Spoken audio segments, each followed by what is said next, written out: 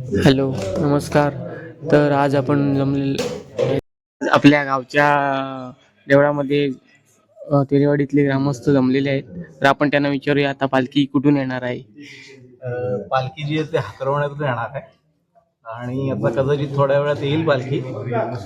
आता तेरेवाडी मध्ये जे पालखीचं आगमन होणार आहे ते आता आमचे मानकरी सदानंद विभूते आणि त्यांचे सुपुत्र सिद्धेश विभूते त्यांच्या इथे नैवेद्य घेऊन सदर पालखी पुढे आमचे दुसरे मानकरी म्हणजे त्या ठिकाणी निवरेकर आणि मग निवरेकर त्यांच्याकडून खाली आमचे राजेंद्र दत्तप्रसाद पाटील यांच्याकडून खालून वरती जे काय आमची 20-25 घरं आहेत त्या ठिकाणी प्रत्येकाकडे पालखीचं आगमन होऊन प्रत्येकजण आपापल्या परीने त्याची सेवा करतो आणि सायंकाळी वरती माळरानावरती एक जत्रा भरून सांगता होते कार्यक्रमाची. अशा रीतीने चांगल्या उत्साहात कार्यक्रम ग्रामस्थ आणि सर्व मित्रमंडळींच्या वतीने पार पाडला जातो. डॉक्टर थांबा.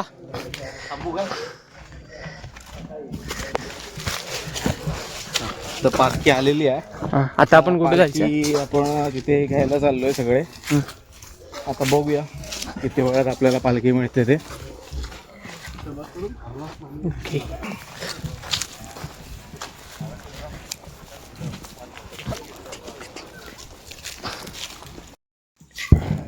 मुंबईतनं आपल्या इथं चाकरमानी आलेले आहेत. साहिल नेवरेकर 12ची बस पकडून रात्री 12 वाजता बसली होती ते बसमध्ये. सकाळ सकाळ आलेत, झोपले पण नाही, डायरेक्ट इथं झाले.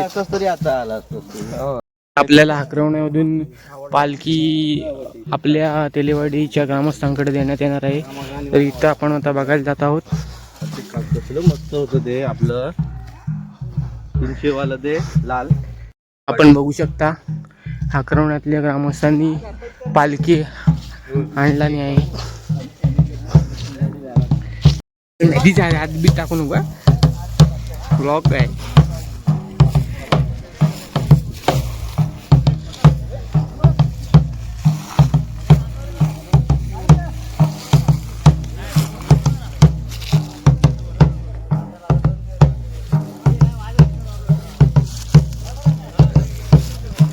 आपला इराणला गेलाय माझा ड्रोन, नाही तर काय आला. देवळात काय देवळात इराण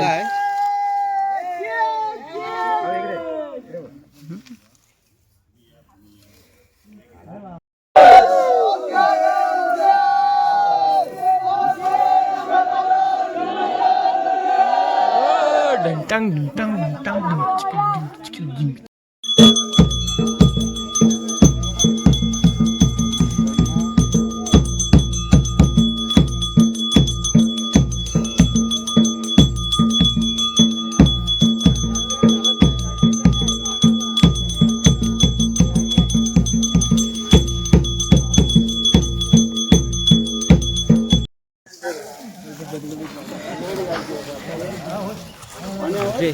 हो हो, आत्ता थांब जरा, वेळ आहे.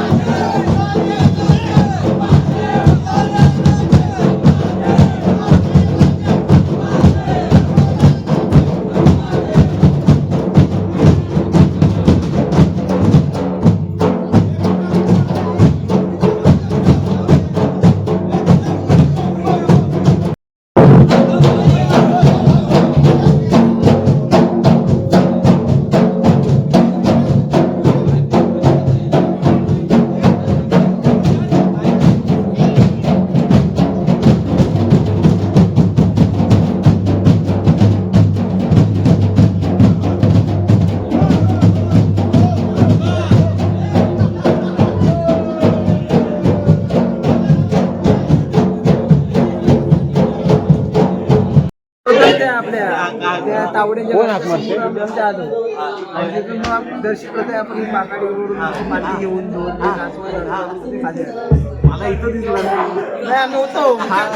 पाकडीतनं पुढं गाडी घेऊन होता.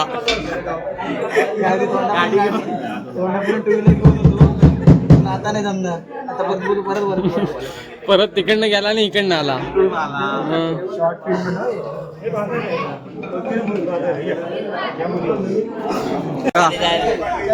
बोला ए कोण आहे रे? कोण आहे हो? माहिती बोला तुम्ही, आज तुम्हाला कसं वाटतंय? छान वाटतंय. असंच पाहिजे मध्ये मध्ये छान वाटलं पाहिजे. वर्षातून एक सण हे कोण बघतात ते सांगा, मी त्याला सांगतो युट्यूबला दिसतंय. हे काय शेखर आगा पण आहे तिथं. हा शेखर आगांचा मुलगा. तुला तू बोलणार. तुम्हाला कसं वाटतं इथं पालखी आल्याबद्दल? छान वाटतंय. पारंपरिक सण कोकणाचा. ह्या सणासाठी आम्ही दरवर्षी येतो. मुंबईतून येतो, खूप लांबून गर्दीतून, पण इथं आल्याने मन प्रसन्न होतं. खूप छान वाटतं. सगळी मित्रमंडळी पालखीला एकत्र येतात. हा सण म्हणजे एकोप्याचा आपुलकीचा सण आहे.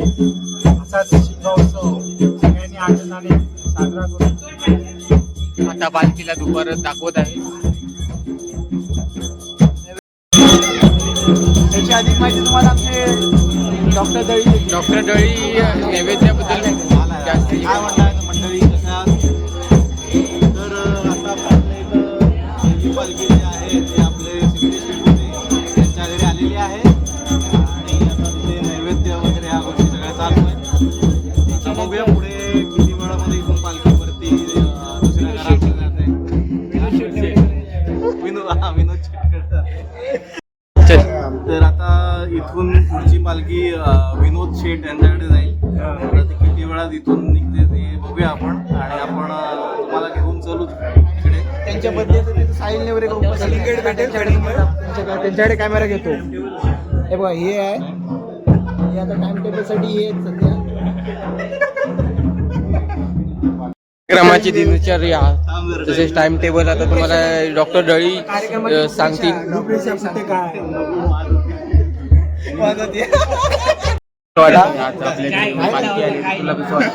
मला खूप बरं वाटतंय आज आपल्याकडे पालखी आली म्हणून. आज शाळेला सुट्टी टाकली. आज शाळेला सुट्टी होती. एक्झाम पण चालू फायनल आणि शाळेला सुट्टी आहे 3 दिवस. त्याच्यामुळे तू येऊ शकलास. हा मी येऊ शकलो. आज शिकवण्याला आर्यन पाटील हे सध्या 12वीला होते. 12वीची बोर्ड एक्झामचे पेपर देऊन ते आता इथे आलेले आहेत. आर्यन पेपर कसा गेला मग?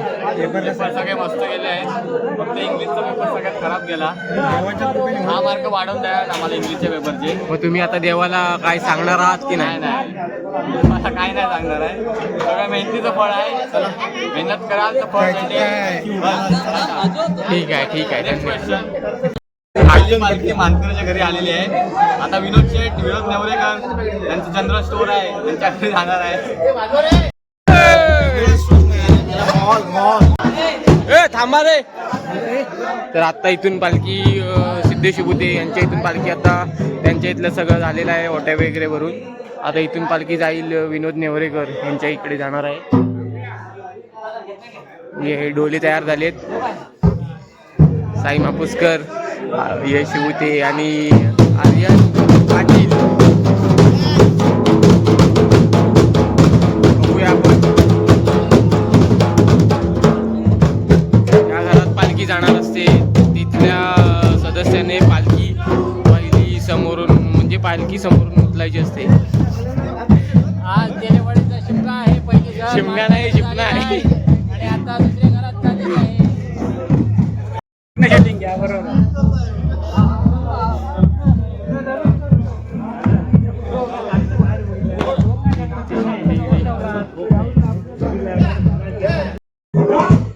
विनोद विनोद शेटने नवीन गाडी घेतली आहे वाटतं. ढोले ऐकत नाही, नॉन स्टॉप वाजवत आहेत. सलग 1 तास वाजप चालू आहे, सलग 1 तास.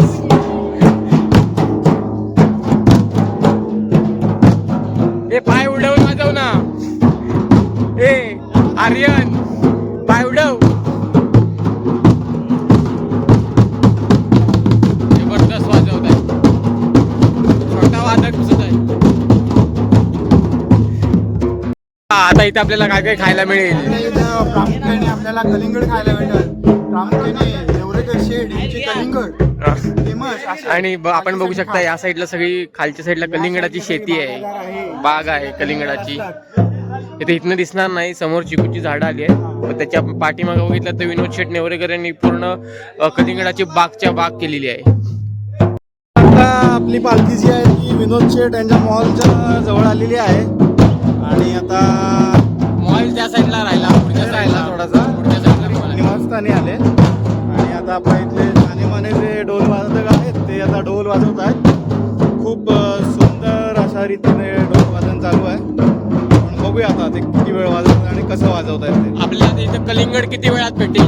आता आपल्या इथं जे कलिंगड आहे, कलिंगड वाटण्यापेक्षा जो प्रसाद आहे तो 1-2 मिनिटात यायला पाहिजे. आपले आशु शेठ हे कलिंगडाचं वाटप करत आहेत. बघू शकता कलिंगड खाण्यात काय काय बांधव, काय काय भाविक आपण बघू शकता कलिंगडाचा आस्वाद घ्यायला सुरुवात केलेली आहे. कलिंगडाचं आता प्रसाद म्हणून वाटप होत आहे. विनोद शेट नेवरेकर यांचं कलिंगड फेमस आहे. त्यांच्या इथे घरातली शेती त्यांच्या इथे कलिंगड आहे. कलिंगड गोड गोड रसाळ कलिंगड आहे त्यांच्याकडे. कलिंगड परत गेलंय. आता हे भाविकांनी सगळी कलिंगडाची दरवर्षी जे कलिंगड खातात इथं प्रसाद म्हणून, तर ते ह्या साईडला ह्या चिकूच्या झाडाच्या साईडला 2 एकर जी जागा आहे त्या साईडला ती बिया वगैरे टाकल्या जातात. तर त्या साईडला 2 एकरमध्ये सलग एप्रिल मे किंवा मार्चच्या दरम्यान कलिंगडाची बाग तयार होते. मंदार पात्रे आलेले आहेत आणि यांची खास. जी चिकूची शेती हीच आहे. यांचा 5 एकराचा चिकू लावलाय. ते बघायला पाणी करायला मध्ये मध्ये येतात. 5.5 एकर आहे. 5.5 एकर. आणि तिथून पुढे अरे किती खाशील कलिंगड, 4-5 घाली.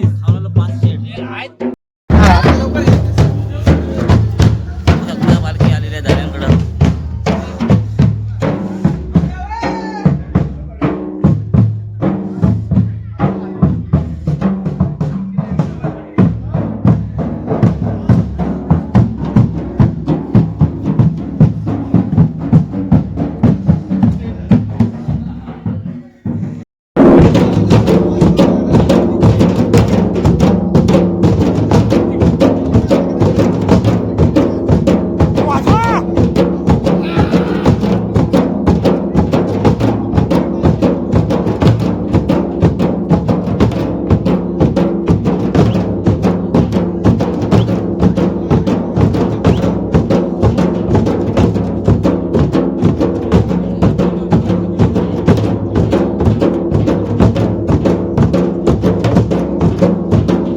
शेटळी स्वतः पेढे वाटत आहेत. आलेले तांबा आहे हातात द्या. तुम्ही आलात कधी फ्लाईटने.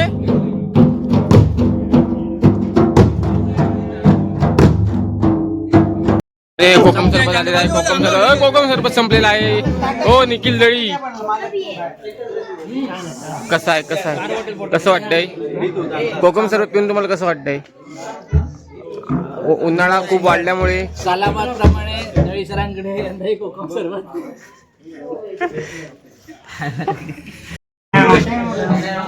दरवर्षीप्रमाणे यावर्षी पण कोकम सरबत बघू शकता. निखिल दळी. मी तर प्रश्न विचारतो ना. आता आपण बघूया कोकम सरबत कसं वाटलं ह्यांना. तर तुम्हाला कोकम सरबत कसं वाटतंय उन्हाळ्यात नाही. सरबत आता या क्षणाला कोकम सरबताची खूप जरूरत होती, कारण उन्हाळा खूप वाढल्यामुळे पालखीसोबत फिरताना खूप ताण लागते आणि कोकम सरबत प्यायल्यावर जरा जीवाला शांतता भेटते. तुम्ही कधी आलात मुंबईवरनं. कोकम सरबत पितोय तुम्ही जरा शांत बसा. मुंबईतनं तुम्ही कधी आलात. आज सकाळी प्रवास कसा झाला तुमचा? सुखकर प्रवास झालेला आहे.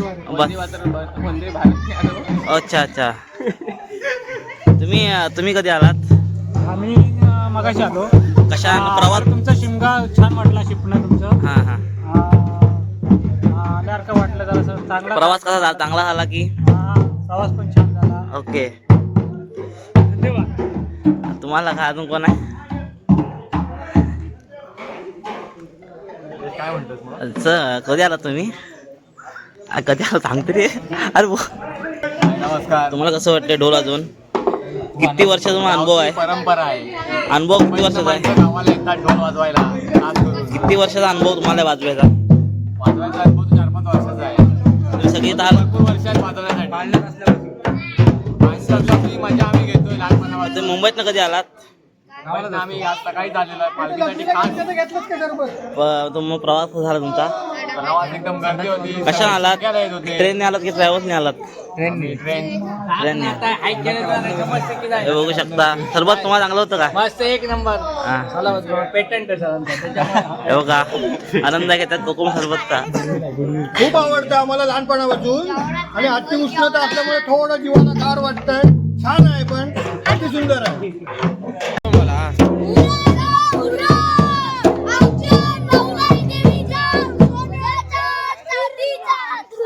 तर आत्ता पालखी आलेली आहे. त्यांचं नाव काय? याला माहिती आहे. तर आत्ता पालखी आलेली आहे राहुलवाडीत. अजून जवळजवळ 2-3 घरं राहिली आहेत.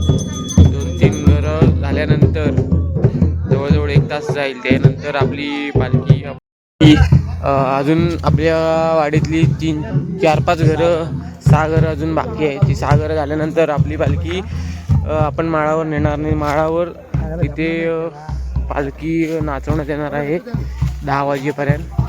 असं सध्या तरी टाईम टेबल आहे.